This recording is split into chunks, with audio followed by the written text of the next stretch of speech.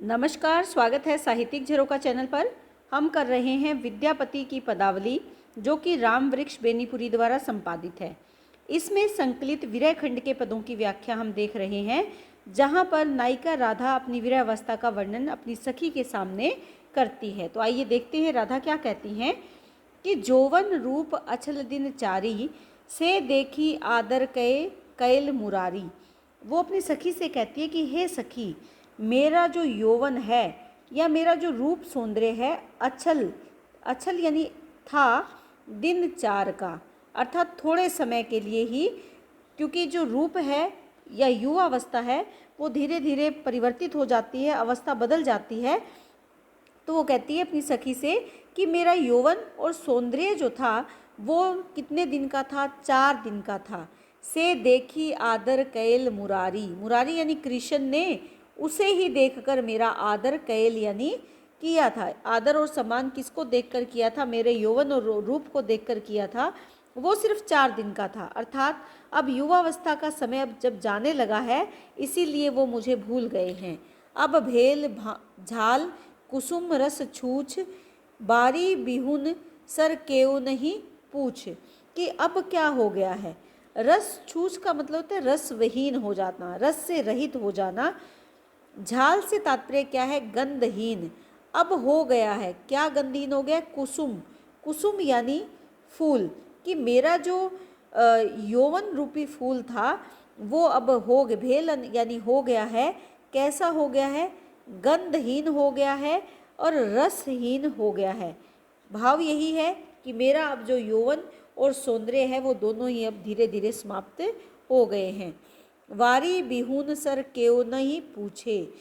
यहाँ पर वो क्या कहती हैं कि जिस प्रकार वारी यानी जल के वहीन, सर यानी तालाब को कोई नहीं पूछता। पानी के समाप्त हो जाने पर तालाब की जो खासियत है या तालाब की जो पूछ है वो समाप्त हो जाती है, क्योंकि पानी से ही तालाब है। उसमें अगर पानी नहीं है तो उसको कोई नहीं पूछता। हमरी ये बिनती कहब सखी रोए, सुपुरुष वचन अफल नहीं होए। तो वो कहती है कि उसी प्रकार मेरी युवावस्था चले जाने से कृष्ण ने मुझे भुला दिया है। वो रोते हुए विनती करती है, किससे? सखी के सामने, कि हमरी ए विनती, मेरी ये विनती कहियो। किससे कहना है? कि हे सखी, मेरी ये विनती रो कर कहना। सुपुरुष, जो सज्जन पुरुष होते हैं, वचन अफल नहीं होए, उनके वचन कभी भी अफल नहीं होते, या वो अपने जो वचन है उनको कभी निष्फल नहीं होने देते। जाबे रही धन अपना हाथ, ताबे से आदर कर संग साथ। यहाँ पर वो कृष्ण को कहती है कि कृष्ण भी उसी प्रकार सज्जन पुरुष हैं, वो भी अपने जो वचन है वो निष्फल नहीं होने देंगे, ऐसा तुम उनके सामने जाकर कहना। वो कहती है कि जाबे रही, उदाहरण दे रही है कि जब तक रहता है धन व्यक्ति के हाथ में, तब तक आदर करते हैं संग और साथ, संगी साथी। ताबे यानी तब तक। कौन आदर करता है? जो उसके संगी साथी होते हैं वो उसका आदर करते हैं, सम्मान करते हैं। और जब धन हाथ से चला जाता है तो धनिकक आदर सब तह होए। धनिक यानी धनवान व्यक्ति का आदर सभी जगह पे होता है, लेकिन निर्धन बापुर पूछे न कोई। लेकिन निर्धन को, बापुर यानी बेचारे को, पूछता नहीं है कोई भी। कि समाज की ये रीत है कि धनवान का तो सभी जगह आदर होता है, लेकिन निर्धन व्यक्ति को कोई भी नहीं पूछता है। राधा इसके उदाहरण के माध्यम से क्या कहना चाहती है कि जब तक उसके पास रूप और यौवन संबंधी यौवन रूपी धन था, तब तक तो कृष्ण ने उसे आदर सम्मान दिया। लेकिन अब जब उसके पास ये धन समाप्त हो गया है, अर्थात वो निर्धन हो गई है, तो कृष्ण ही क्या, समाज का कोई भी व्यक्ति उसे नहीं पूछता है। लेकिन इसमें क्या कहते हैं विद्यापति जी?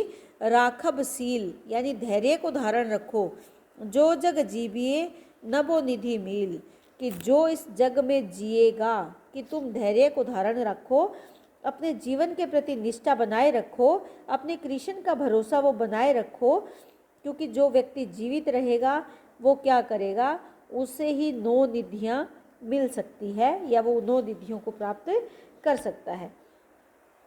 तो यहाँ पर अगर देखें तो कवि ने नायक कृष्ण के मानसिक प्रेम के प्रति राधा के क्षोभ को अभिव्यक्त किया है कि जो कृष्ण है वो शारीरिक दृष्टि से सुंदर व्यक्ति से या सुंदर नारी से ही प्रेम करते हैं।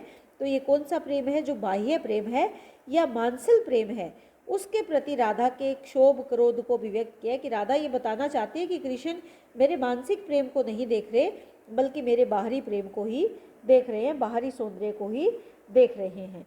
यहाँ पर अगर अलंकारों की बात करें तो देखें, यहाँ पर पंक्ति आई है, बारी बिहून सर कोई नहीं पूछ, कि सर उस तालाब को कोई नहीं पूछता जिसका कि जल समाप्त हो जाता है। लेकिन इसका अर्थ केवल तालाब के जल से नहीं बल्कि उसकी अवस्था से है, किसकी, राधा की अवस्था से।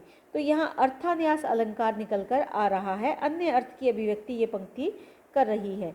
इसके साथ साथ जैसे बारी बिहीन, यहाँ पर हमने देखा नवोनिधि, यहाँ कौन सा अलंकार है, अनुप्रास अलंकार है। जो जग जीविए, जो इस जग में जीवित रहेगा, जो जग जीविए, नवोनिधि, यहाँ जो जग जीविए में कौन सा अलंकार है, वृत्त्यानुप्रास अलंकार है। संपूर्ण पद में माधुर्य गुण है, अभिधा शब्द शक्ति का प्रयोग यहाँ पर हुआ है। अगर इसमें देखें तो सुंदर अलंकारों का प्रयोग किया गया है, इसके साथ साथ वियोग श्रृंगार की अभिव्यक्ति यहाँ पर हुई है। तो उम्मीद करती हूँ कि ये पद आपको बहुत अच्छे से समझ में आया होगा। बहुत बहुत धन्यवाद।